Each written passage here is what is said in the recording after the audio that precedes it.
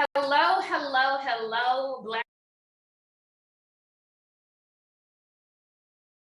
women who are a part of this Blaze Virtual Summit experience. We are so ecstatic that you are here. And I got to tell you, I cannot think of better people to kick off this very first panel discussion of this 5-day experience with, because these ladies truly do exemplify adding ease to their lives. They prioritize wellness. They prioritize working smarter and not harder. And they're firefighter, right? Like these ladies are killing it in their lanes. So yeah, I'm ready. I'm ready for them to unpack this very important topic of emotional and mental wellness and entrepreneurship. And again, we're talking to Black women specifically, right? So if something hits you, drop some comments in the chat, put some emojis popping up on the screen, because your freedom, your transparency, your authenticity is going to free somebody else. I promise you, because you're not alone. So I want to hear more about these ladies. I want you to hear more about where they come from, right? So let's talk about it. Let's dive into it. Ladies, if you would, please share a bit about who you are and why wellness is a huge part of it. Tamika, why don't you start? Yes, thank you, Casey. So I am Antika Hood, and I am a coach. So I have a diversity coaching certification. So I coach with that lens. I also am working on my PhD in organizational leadership. And so that's a big part of why wellness is important to me, because in work situations, right, such as microaggressions or such as, where you felt like your voice wasn't heard, people don't realize the mental impact that it has on you.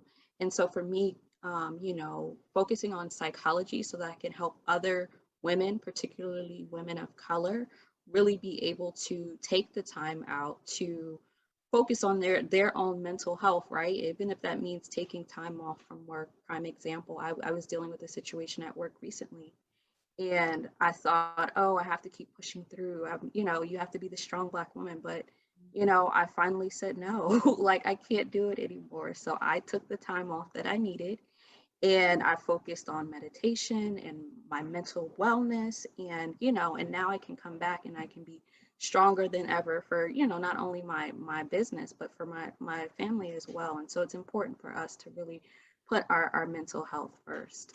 Yep.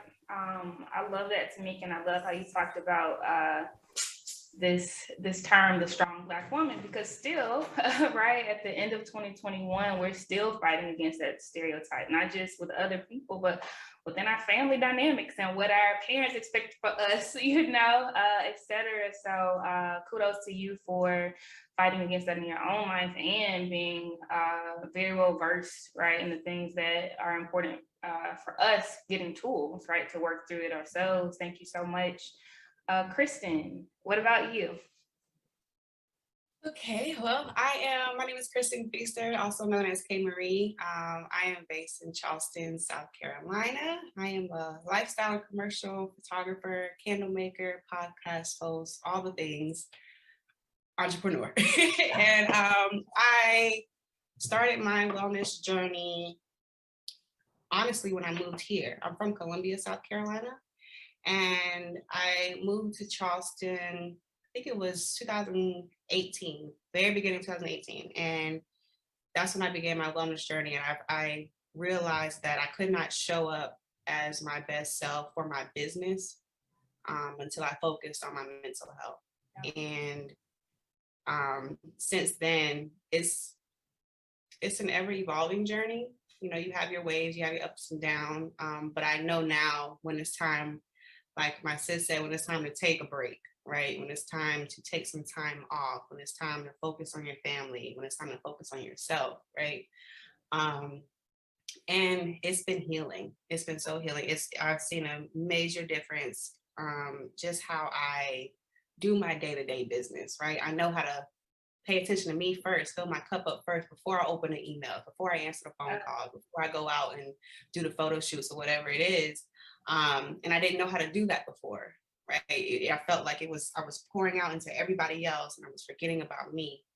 And so when I realized and started committing to being well and what that means for me, that's just when everything just became more clear and I became more free. And so I'm committed to making that choice every single day.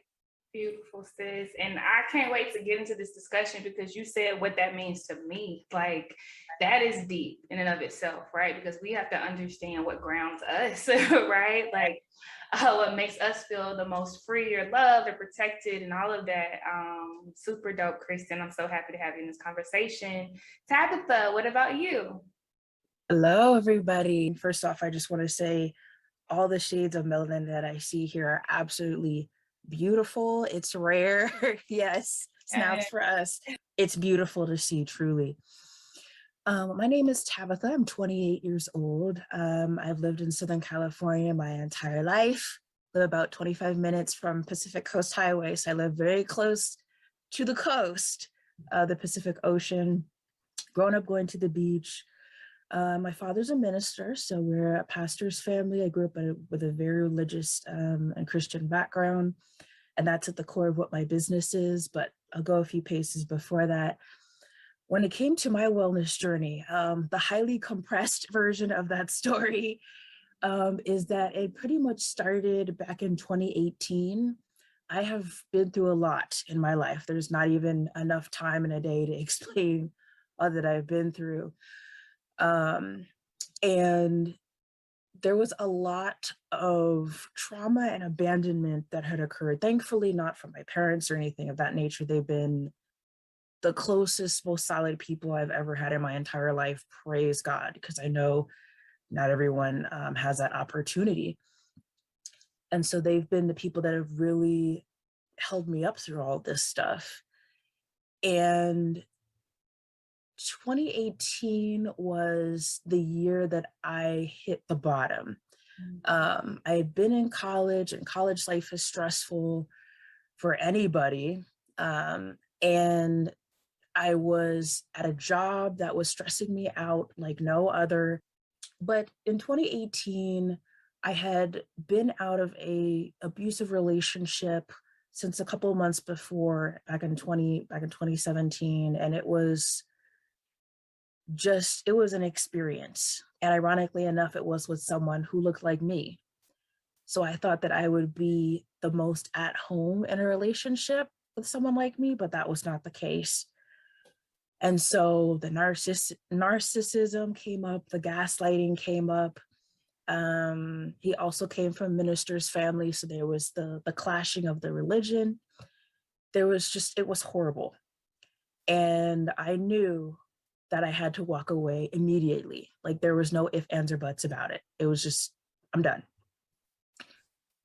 So I cut it off. I was engaged at the time, had the dress, everything, but deep in my soul and in my bones, I knew this is not healthy for me. January of this year, I registered myself as Holistic Nutrition Pathways for Life, LLC. Thank you very much. Yes, I did. And I'm so proud of how far I've come. The people that I serve are millennial women like myself, and millennial women of faith, to be exact, who went through those struggles that I had, who dealt with the body dysmorphia, who dealt with the comparison game because, my hips are curvier than such and such on Instagram. And so what? Curves are amazing. Yes, they are. All those different things, who felt like their faith was shaken. So those are the women I serve. I serve them in a way where I help guide them into learning how to balance their physical and their mental health, because both are important. And you can't have one without the other. They're very cohesive. So that is my backstory. That is who I serve. And thank you, Casey, of course, for giving me the opportunity to even be here to begin with. I really appreciate it. Of course, I'm happy to have you as part of this conversation, Tabitha. And with that, I just want to reiterate that this is sacred space. This is intentionally sacred, protected, safe space for Black women, because we took many roads to get here, if we be real about it, right? Most of us did not choose this because we were born into a whole lot of money. We were like, what are we going to do with it, right? Trauma got many of us here. right? Having no other choice, got many of us here. Having mouths to feed, got many of us here, right? Being battered and abused, got many of us here. And my hope is that we normalize having a place for anger, right? Yeah, society wants to say, look at this nasty, sassy Black woman, but I strongly believe that there has to be a place for screaming and yelling and saying, I'm so resentful, I'm so angry, right? And I think this conversation is a huge part of that. So thank you so much, Tabitha. Thank you, everyone. And last but not least, we have the systems guru herself. Taylor, please tell us a bit about your backstory and how wellness is a part of that. Absolutely. Thanks for having me.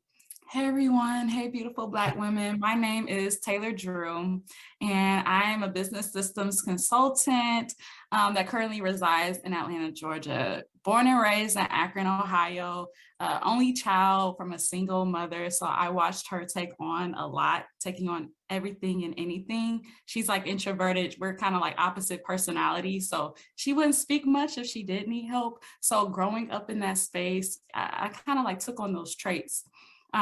Being who I was, I would take on every single thing, whether that was in high school, college, whatever, all the volunteer opportunities, all of the parties, right? 'Cause I'm a party girl, all having all of the friends, all of the obligations, because I just felt like that's something that I had to do as a Black woman, was to just figure things out. And wellness is so important to me personally, because I kind of similarly to Tabitha, I went through a bout of like depression and anxiety, kind of like that low point a few years ago. And it wasn't until then that I realized that putting myself first is a priority.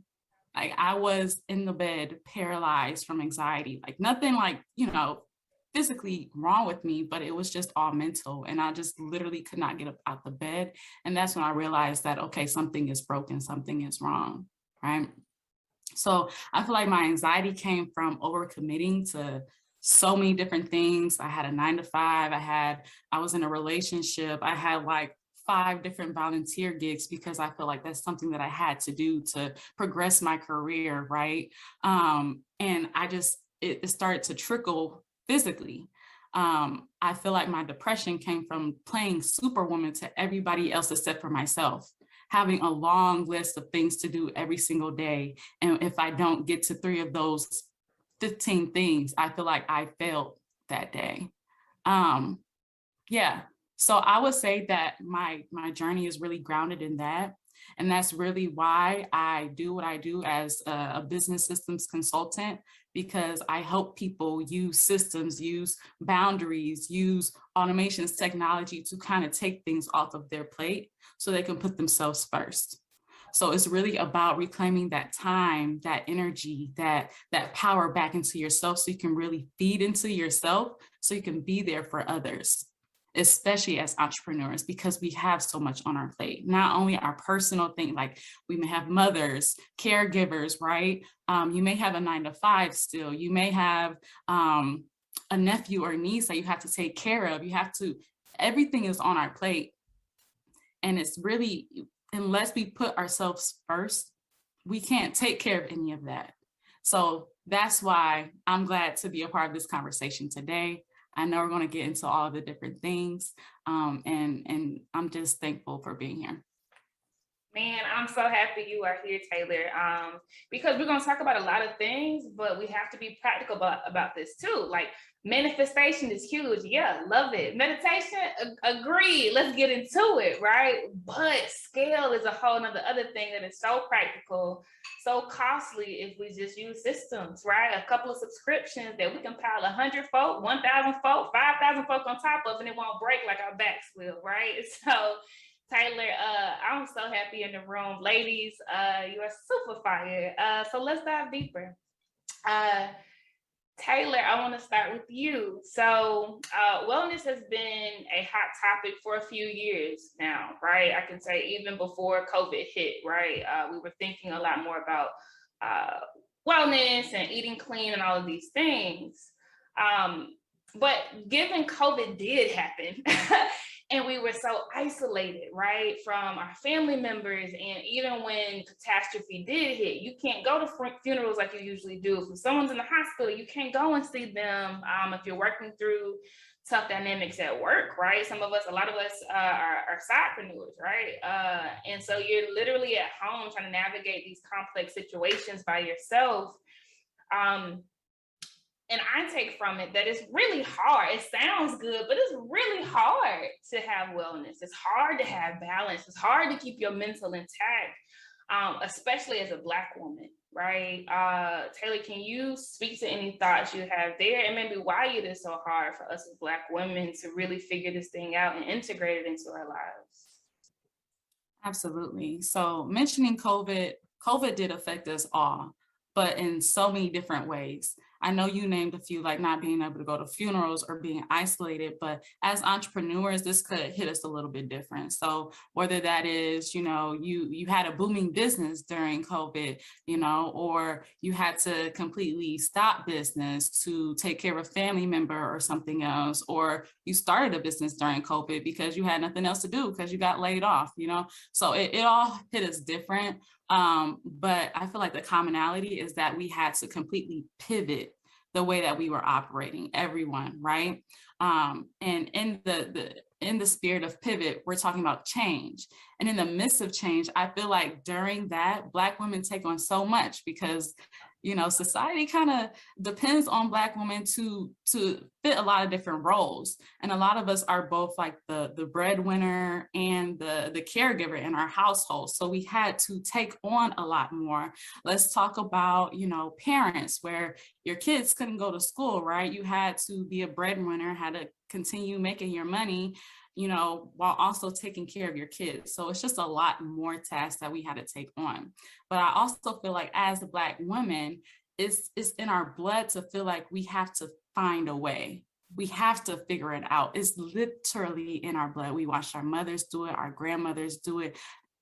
Our ancestors had to figure it out, right?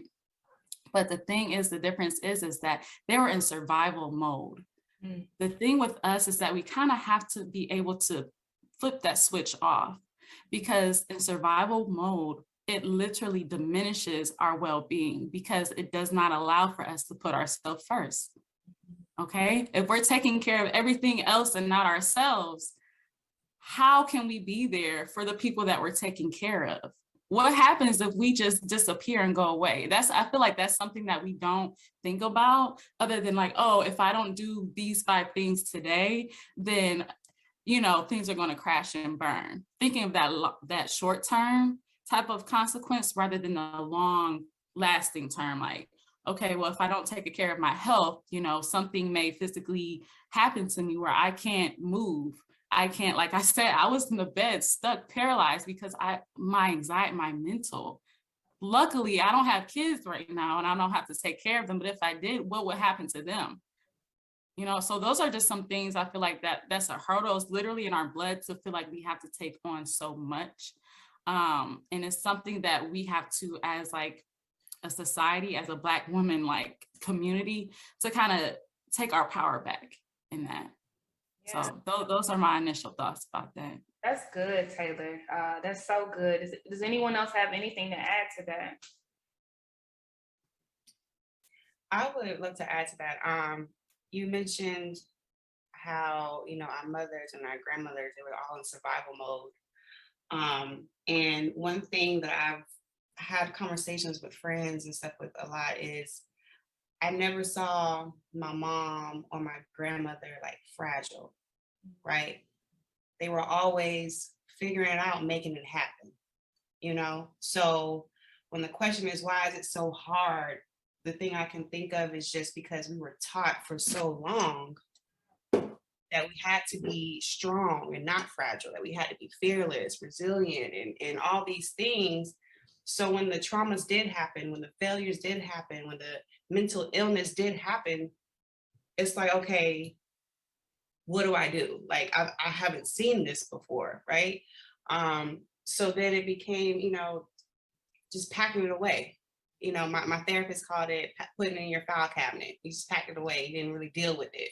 So when COVID hit, baby, it was like you had to sit with it. You had no other choice, right? You're stuck in a house. You're either with your spouse, your partner, whatever, your kids, whatever it is, and you have to figure it out now, right? And now that I have a 2-month-old, and when I started my wellness journey, I didn't know where it was going to take me, but when I found out I was pregnant, I was like, okay, I have to make sure that I am sticking to my mental wellness practices, because I don't want my baby girl going through what I did and not knowing how to even heal, how to even talk about these things, how to even process her emotions, right? And so I think it's so important for Black women to be transparent in these conversations, that it's okay to have anxiety, right? It's okay to go through depression. We're going to get you out of it. You're not going to stay stuck in this, but it's okay. It's okay to sit with those feelings. And I just think it's healing. It's healing and it's freedom that we can talk about it, with our generation, because we didn't get that. I never saw my grandmother saying, oh, I got so much anxiety, or I was depressed when I was 20 something years old, trying to figure out how I'm gonna raise these kids, and my husband is overseas fighting a war. Like, I would be terrified if my husband was gone, left me with 3 kids, and praying to God that he survives all these wars and battles and all these things, but I still got to be a mother and feed these kids and go to work, and I would be terrified and be stressed out. But I never heard her talk about that, So yeah. That's real. Man, y'all are in a vein, man. For one, yeah, we didn't hear them talk about it. And then 2, like, I don't even know if they had the vocabulary, right? Like they didn't have the vocabularies, and they definitely didn't have the tools, right?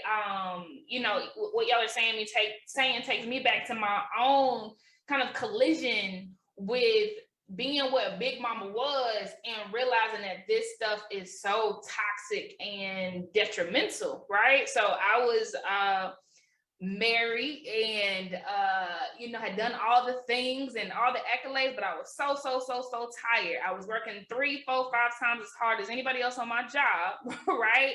But I wasn't gonna get the same titles of the people, and then boom, I'm abused, right? Like, and all of a sudden, these stories I heard Big Mama tell, laughing. Everybody in the house was laughing. We didn't even know to protect Big Mama, right? We didn't even know to feel sad, like telling stories about how Big Daddy used to beat her, and one day she shot him in the butt, and that got him off her. They got him off of her, right? And when I was in the middle, literally it was a collision, right, of these 2 things, of these 2 worlds. And when I was in my own situation and felt how painful it was, literally, right, emotionally, mentally, how painful that was, how scary it was, how devastating it was, my mind immediately went back to her and said, oh man, like, this ain't it. Like, this ain't love. Like, this ain't strength. This is brokenness, right? And I chose something else. And even then, I still didn't have the vocabulary. All I knew was Big Mom really went through, and she died before I could tell her I'm sorry, or or ask how you feel, or say you deserve better. Quite frankly, I love you, Big Daddy, but she deserved better, right? So I think, everything you all are saying, I think you're in a vein. And I think to what y'all are already saying, right? Trauma runs through our veins, and that's why this transparency is so important. I love it. Thank you so much. Tabitha, I'm going to kick it back to you. You've published quite a few bodies of work around the topic of holistic wellness, right? And you've even tied this topic to embracing self-worth. That's deep right there. What is the correlation that mental and emotional wellness have with self-worth? Oh my goodness, this one's deep. There might be some tears. But mental and emotional wellness and self-worth, but it kind of ties into what we were just talking about, where there is this generational mindset. And when something's generational, it can't just be necessarily changed like in a snap. It takes time for those weeds to be uprooted, for those mindsets to shift.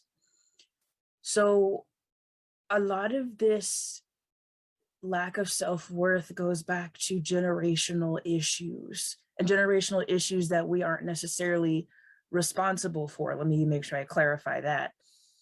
But when your ancestors are seen as property, when your ancestors were taken advantage of by really bad people to procreate more property, when you've generationally been treated so low, I mean, how could you not have such low self-worth? How could you not? My grandmother, she wasn't a slave, but she did pick cotton.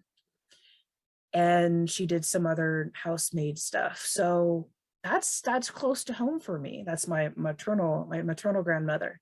And going back to what you were saying, I've never heard her mention how she's had anxiety, how tough it was for her to raise 7 children and lost one of them. Actually she had 8 and lost one of them. Raised 7 children, kind of like you were saying, Casey, you know, my grandpa, he was a lot. He was lovable, but he was a lot. I'll put it that way.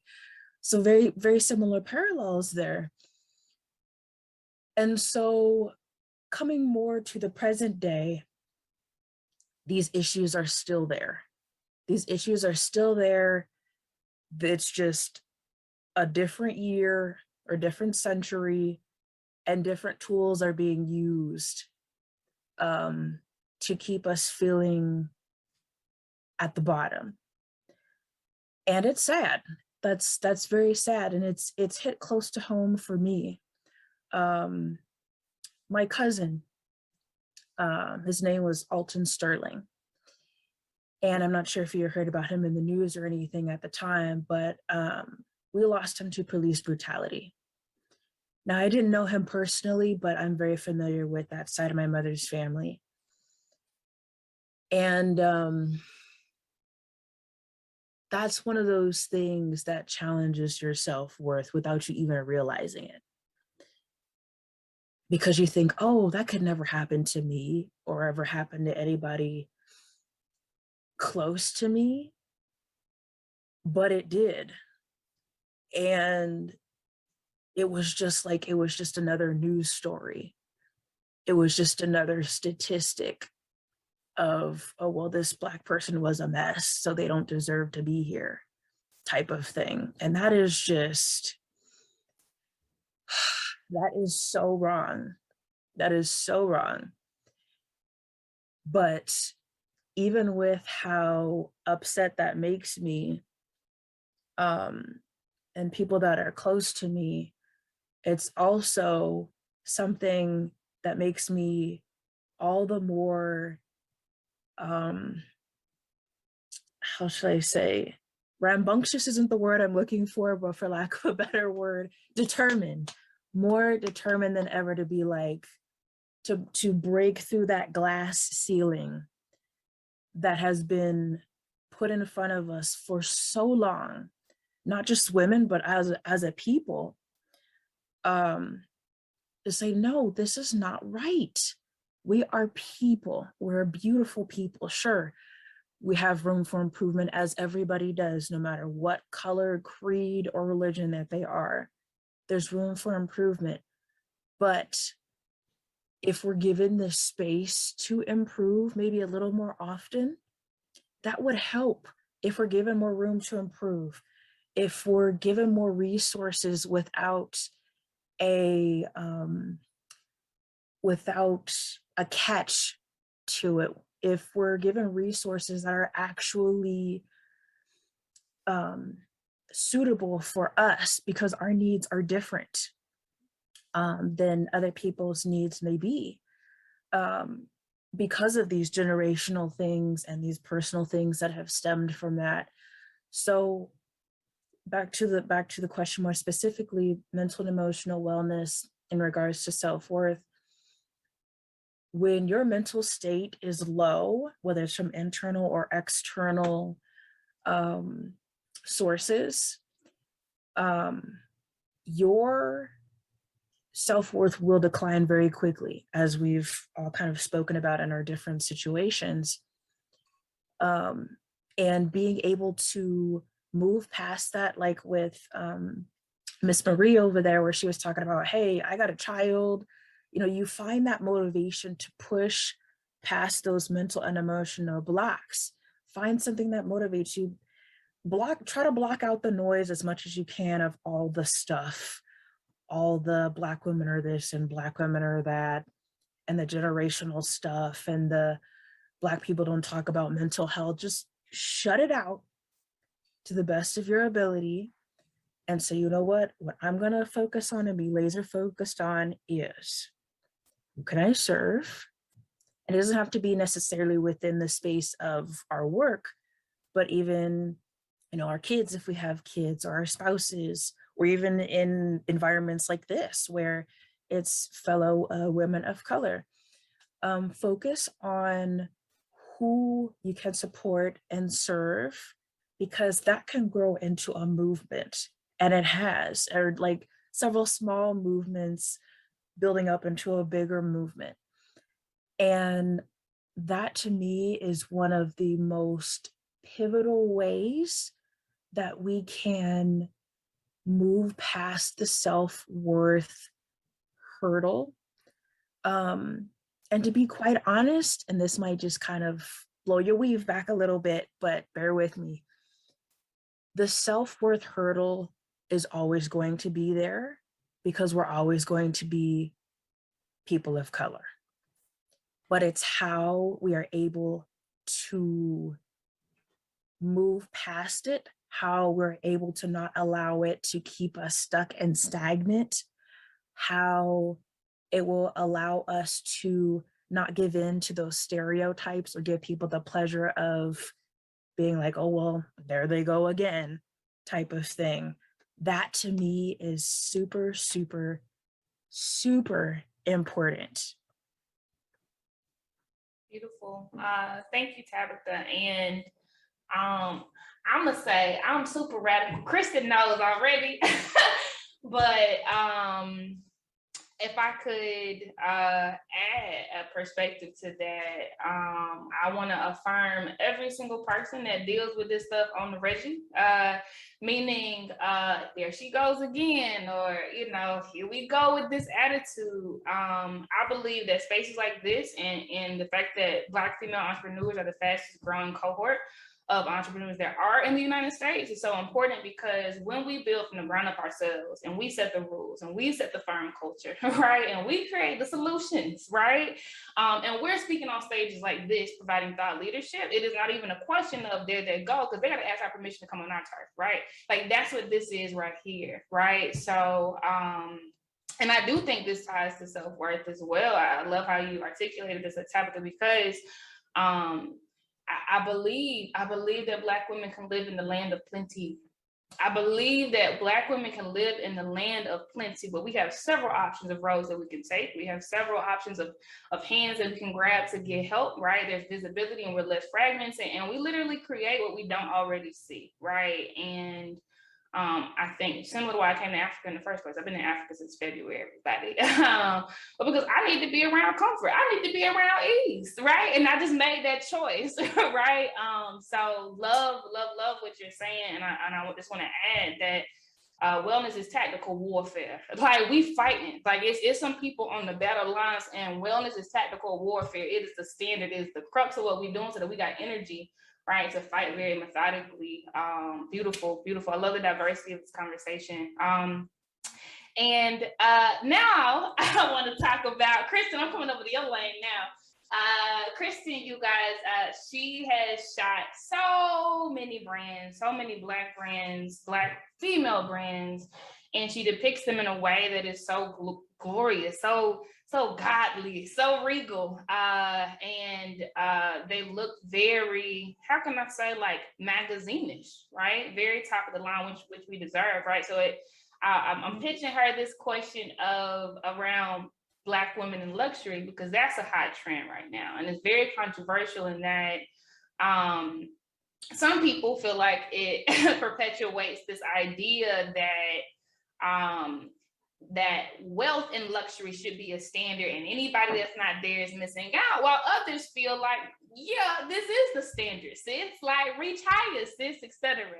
Kristen, do you have any views on the Black women in luxury movement. Is it inspiring, refreshing, damaging, all of the above? What would you say? I would say it is definitely inspiring and refreshing. Maybe not damaging, but there's sadness around it.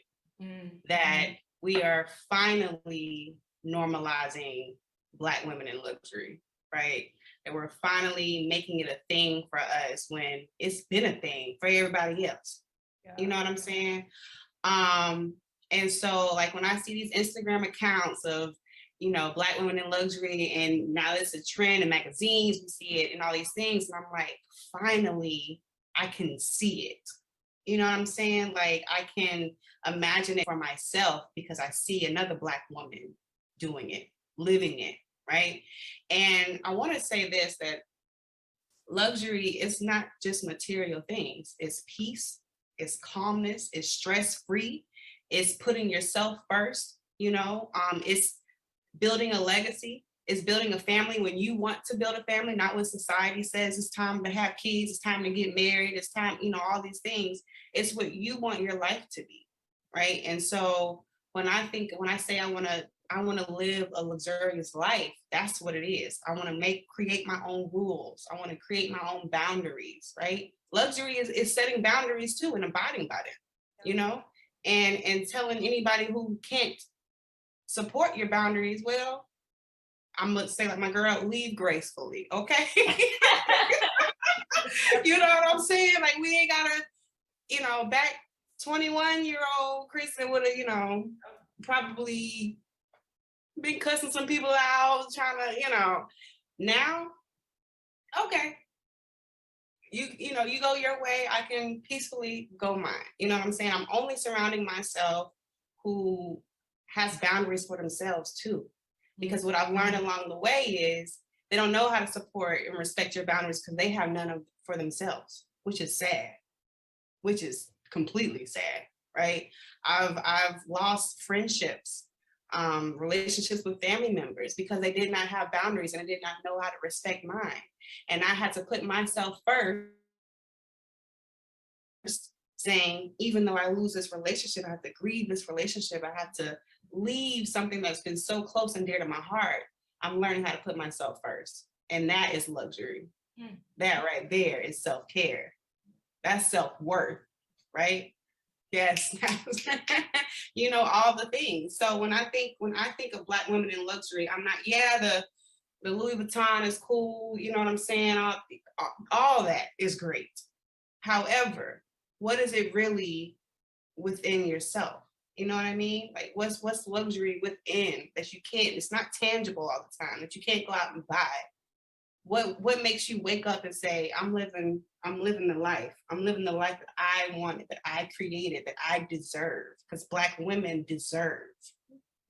That is luxury. Whoa, I need to pass around a collection of plate because this just preached a sermon. Like I'm literally tearing up. I love the thought leadership.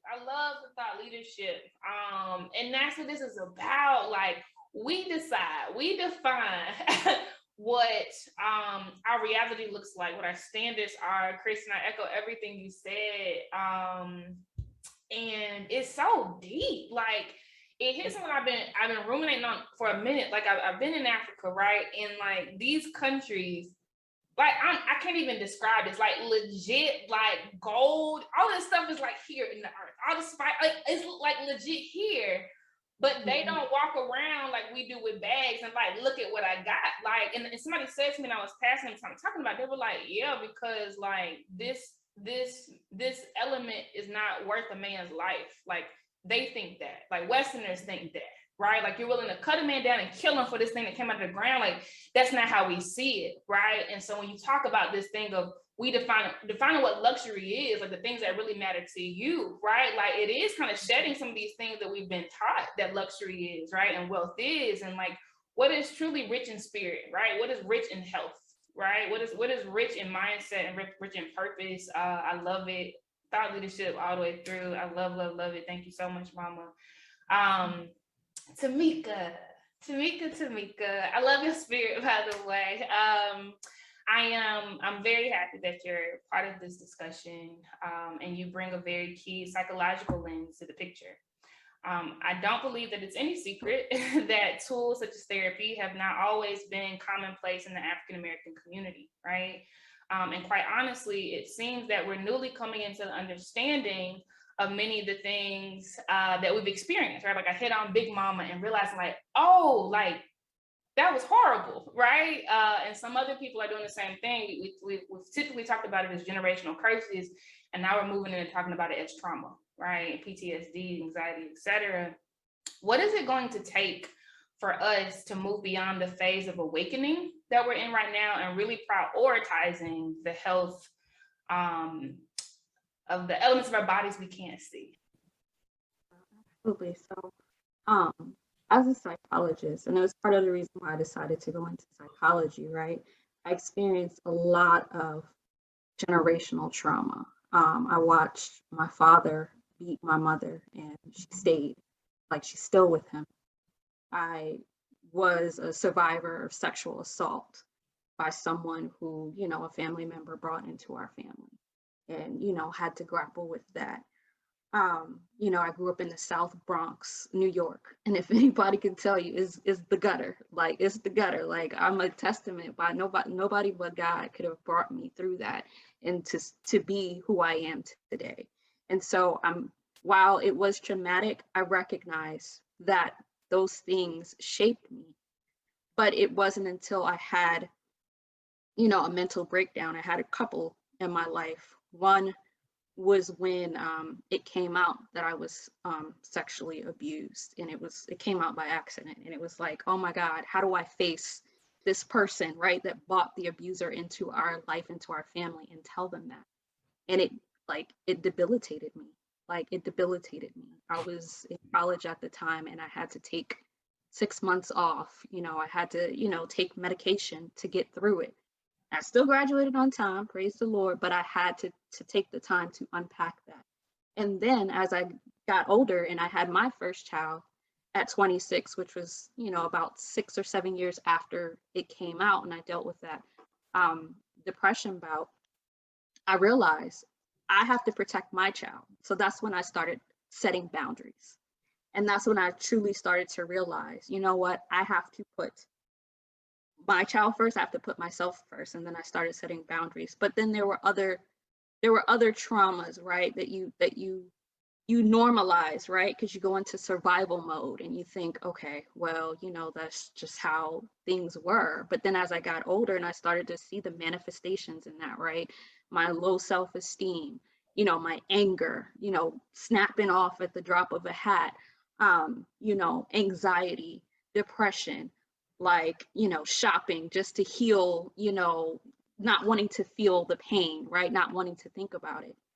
And so what came out of that next bout, when I started to realize what was going on, when I stopped doing so many things. I used to do things to keep me busy, like, several jobs, just so you don't have to focus on the pain. And when I finally sat still, it was like, wow, it was such a weight that was on me. And while it was a long depressive season, I'm not even gonna lie, I was depressed for probably about half of the year in 2019. What came out of it was my book, Weathering Life Storms from Trials Through Triumph. And it's a spiritual poetry book. And in that season, I'm like, God, why me? Why now? But he helped me to develop tools, right, to encourage myself out of it, but also to encourage other people who went through similar things. And not just women, but there were men who said, wow, I was molested too, and your poems really, really touched me. And so, I say all this to say that we have to, as painful as it is, we have to face the trauma, right? We have to unpack it. We have to talk to somebody. I have a therapist even now to this day, right? Because it's important to continue to have those conversations, to understand, right? And then also to speak positivity over yourself. Like the Bible says, there's life and death in the power of the tongue. And so sometimes that feeling, that lack of self-worth, you have to talk yourself out of it. So when I feel like, oh, I'm not enough, I remember I'm fearfully and wonderfully made. When I feel like, it's too much to bear, I remember the Lord will never leave me or forsake me. And so it's us remembering that who we are and whose we are. And, you know, you don't have to be a Christian or whatever, but some type of, you know, spirituality or some type of resource, right, that you can use to motivate yourself, right, out of it. Because again, it's to, like my sis Tabitha said, it's not overnight. Like that trauma is generational. So it may take years to unpack it, right? Like I'm in my 30s and I'm still unpacking things that happened, you know, to me when, you know, I was just a child. And so what I would say, what it would take for us to move beyond that phase of awakening and to really prioritize the health of our bodies is to talk about it. Like a lot of the times we feel shame, and that's the trick of the enemy, to make you feel that guilt and that shame that what happened to you was, you know, your fault or you deserved it. And it's like, no, we did not deserve it. You did not deserve it. You are special. You are worthy. You are enough. And so I would say, you know, talking to friends, I say I have a tribe. I have a tribe like that helps me, like when I get to a place where I'm down. Just recently, last month, I went into a serious depression and anxiety. And it was because of a triggered event at work where I was, you know, speaking on a webinar, and a white client kept interrupting me and they kept insulting me and asking, talk about Juneteenth. I'm like, why do I have to talk about Juneteenth? And my white colleague was on the call too, and she didn't get interrupted. She didn't get disrespected. And, you know, dealing with that literally a week after being, you know, being discriminated against or dealing with microaggressions, which are, you know, insults against people on my team. I'm the only Black female on a, you know, all white female team, you know, as an HR consultant. And those back-to-back traumas on top of, you know, growing a life inside of me right now, just, it broke me. And I tried to keep pushing through, but then finally, you know, I had to trust a friend and say, I'm tired. I can't anymore. And it was okay because they had my back. My husband, speaking to him, he had my back. I have, you know, an 8-year-old. He took such good care of her during the time when I was debilitated and couldn't get out of bed, right? He took such good care of me where I felt like I have to be the strong Black woman. I have to hold the family together or whatever. But by opening up and being transparent, I let other people pour into me the same way I poured into them. And, you know, I'm still healing. Every day is healing. You know, I go back to work soon, but I've been focusing on, you know, making sure that I am transparent with people and know that it's okay to ask for help. And so that's what I would say, you know, prioritize yourself. Make sure you're taking the time to do the things that make you happy, right? Regardless of, you know, whether you think someone else, you know, may feel a way about it. I don't care. Like, because if I'm not good, nobody else is good. And so that would be my advice, is just to really, you know, have your tribe, be transparent, and then take the time you need to really do the things that are gonna benefit you and improve your mental wellness. Ashe. That is thought leadership. That is thought leadership. I don't think I've ever heard that the answer is being transparent, but I can't think of anything more true. Because what if Big Mama really said how she felt, right? What if Kristen's grandmama really said how she felt, right? And gave us a chance to react like your husband reacted for you, right? Like your friends react for you when you say you're broken.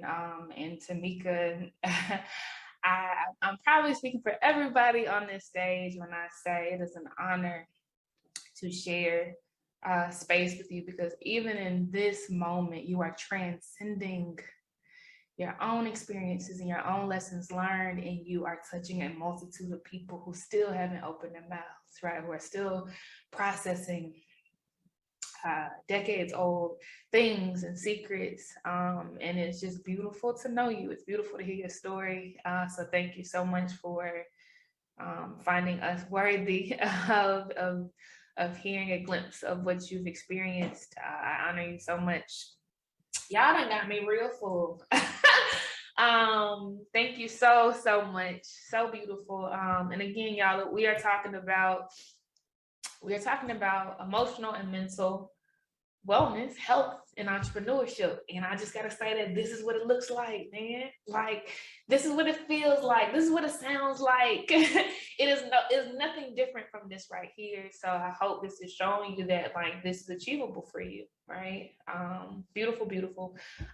So let's make it a little more practical before we close out, ladies, if we can, for everyone in the audience. What would you say are some things that entrepreneurs can do, right, on a regular basis to keep themselves whole? Tabitha, let's start with you. All right, and yes, Tamika, that was you really trying to break out the tissues with us today, for real. But I appreciate your story as well. So practical things, I would say one of the key things for me was developing a routine. I know it might sound kind of woo-woo and kind of like, oh, I could kind of hear people in the audience rolling their eyes a little bit, but I promise you on everything that I have, and it's not a lot right now, but on everything that I have, crafting out a routine is so helpful. And let me say, because I could hear objections about, well, creating a routine is going to take so long or it's going to be too hard. Not necessarily. When you create a routine, it should feel as organic as possible.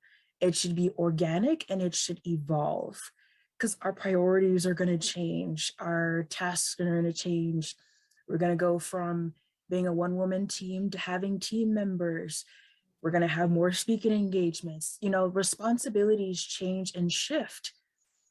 But when you have some sort of template to work with, it's a game changer. A checklist. I have a little whiteboard that sits on my desk. Every night, previous night, I write down what I'm going to do for the next day. And I don't make it a long list. I make it a short list. And I even put like a bonus. I write bonus. So if I have extra time left over, I can do this other thing. So a routine, I would say, is the most important. And the second most important, along with a routine, is making sure that the people around you respect your routine, that they respect the structure that you've set for yourself. And if they don't, just be like, okay, well, you got to deal with that by yourself because I don't have time. So make sure the people that are around you or in your space respect your routine. Learn to say no if you need a mental health day. No, I'm not going to meet with you to talk about blah, blah, blah.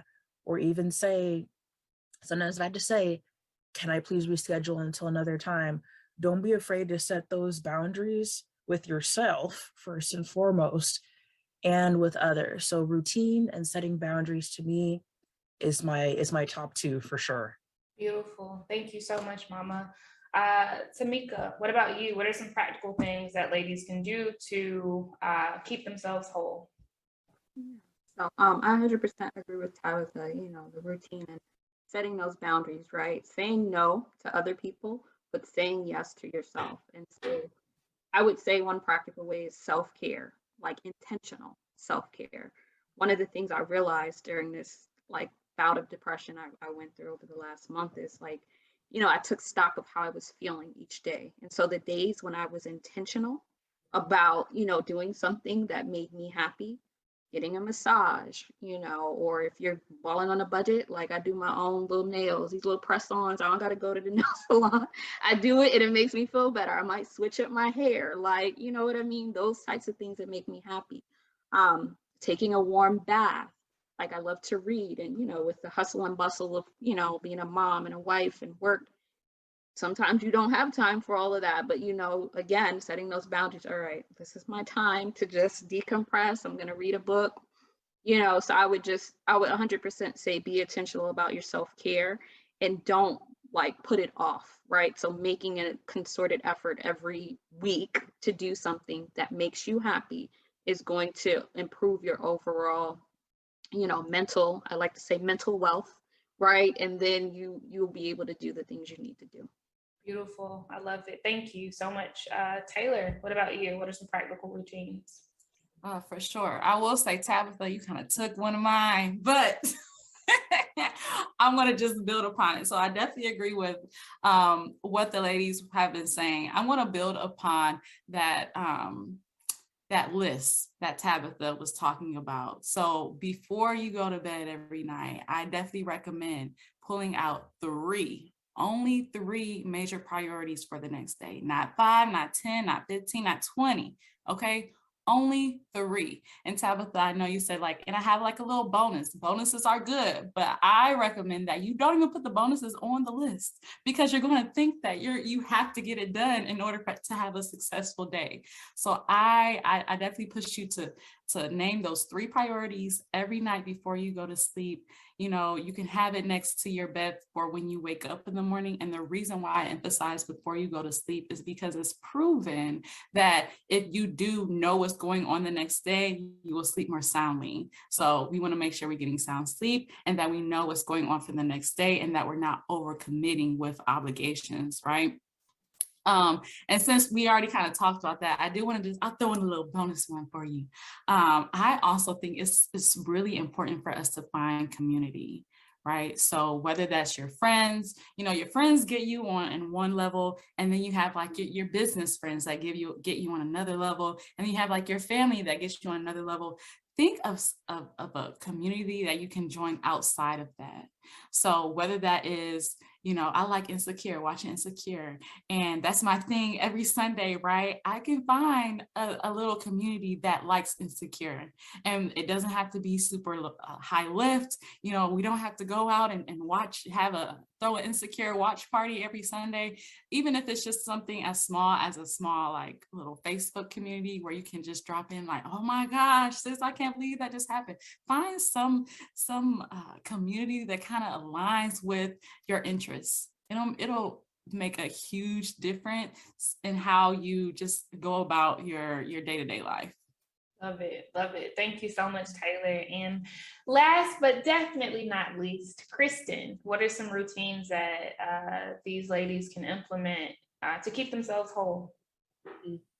Well, I would say, Taylor, you took mine. The to-do list, the 3 things. You definitely took mine, but I'm just going to speak on that again because it is important that you give yourself a realistic to-do list and not this everlasting, just, oh my God, like things that you know are coming up next week. Do not put that on your to-do list for tomorrow because you're going to be thinking about it, right? I used to have, I wish I had it around me somewhere, but my mom gave me like this long little to-do list, little notebook, right? And it gives you so many boxes. And I was thinking to myself, whoever created this was setting me up for failure because it's like 11 boxes and you telling me that I have capacity to do 11 things in one day. No, I do not. So I actually stopped using it because I was like, oh, since there's like more things for me to fill, I can add a little more. I stopped using it. I only use it for grocery shopping now. So, so I'll put in my phone 3 major things that I have to do tomorrow, right? And like you said, if it's not that important or if it can be next week, I don't put it on my to-do list for tomorrow because I don't want to think about it yet, right? I only want to allow myself to think about what needs to be done the next day, right? The second thing I want to mention is allowing yourself time to actually be in creativity mode, right? Meaning for me, it's at night. All the things that come to my mind, all the business ideas, all the creativity ideas or personal projects, whatever it is, has come to me at night. And whether it's in my shower or whether I'm just in the bed holding my baby girl, whatever, and I'll put it in my phone so I don't forget, right? So if you know that you're more creative in the morning, like that's when your juices start flowing, give yourself that time. Don't wake up and immediately go to emails and phones and stuff like that. Give yourself the time to think about what's next for me. Think about, or how I'm feeling right now. What do I want to do right now? You know what I mean? You might feel like pivoting in this moment, and that's completely fine. Give yourself that time to be creative, to let those juices start flowing naturally. Like you're not, oh God, I gotta create content. What am I going to create tomorrow? What am I going to put out today? It should be natural.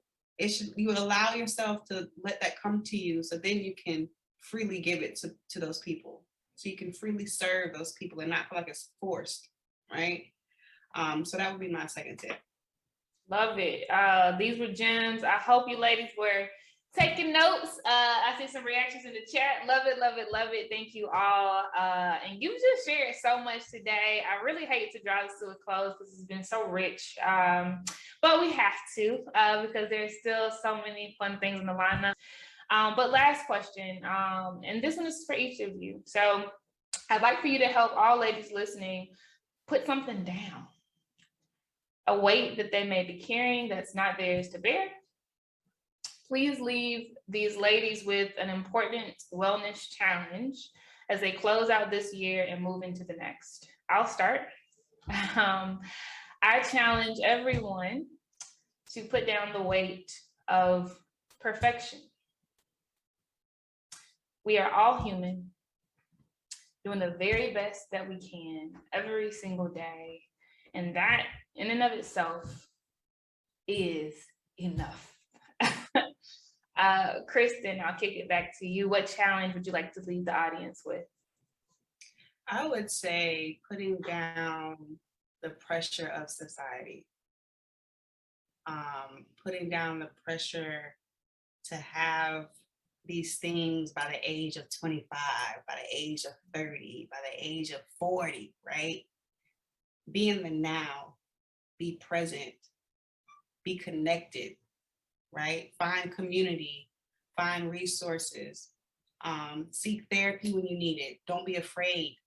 Don't suffer alone, right? Put down the pressure that society puts on us to be this thing, to be this person, to have these goals. Create your own life. Create your luxury. That's it. Bars. Beautiful. I love it. I love it. Thank you so much. Tamika, what challenge would you like to leave these ladies with?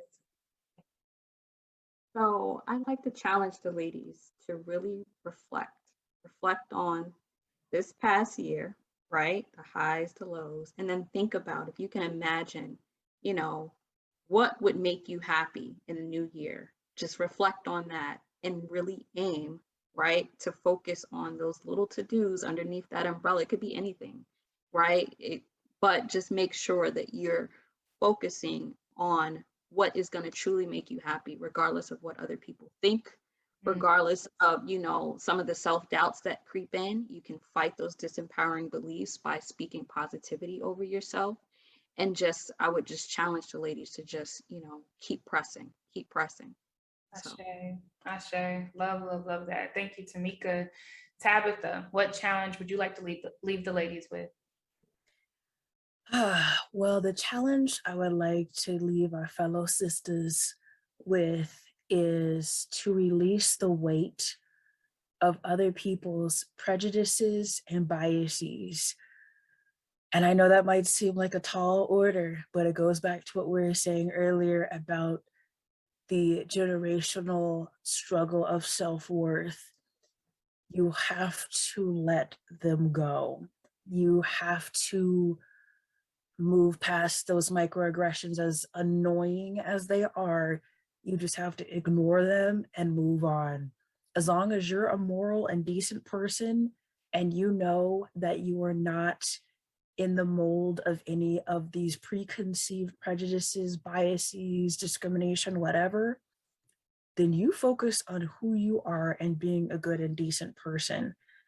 Just let it go, so that the generation that is after us, I think we're all millennials on this panel, I believe, so that the generations after us, so that our kids won't have to feel like they're alone or feel like they are going to be struggling like we did. They have the tools in place, us, to help them move past that and be focused and rise to the occasion and prove all the haters and Karens wrong. I said what I said.